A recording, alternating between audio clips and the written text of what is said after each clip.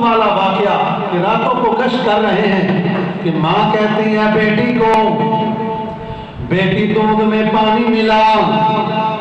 بیٹی نے کہا کہ اماں جان امیر المومنین نے اعلان کیا ہے دودھ میں پانی نہیں ملانا۔ ماں نے کہا کہ امیر المومنین کون سا دیکھ رہا ہے؟ تو پھر کیا کہا؟ بیٹی نے کہا امیر المومنین کو نہیں دیکھ رہا ہے، امیر المومنین کا خدا تو دیکھ رہا ہے۔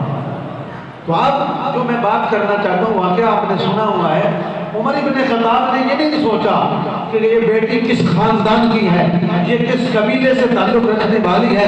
امیر المومنین نے صبح پیغام بھیجا، اتنی پاک اور بچی جو ہے، بیٹی اتنی جو ہے وہ رب سے ڈرنے والی ہے، اس بیٹی کا رشتہ عمر اپنے بیٹے کے لیے دیتا ہے۔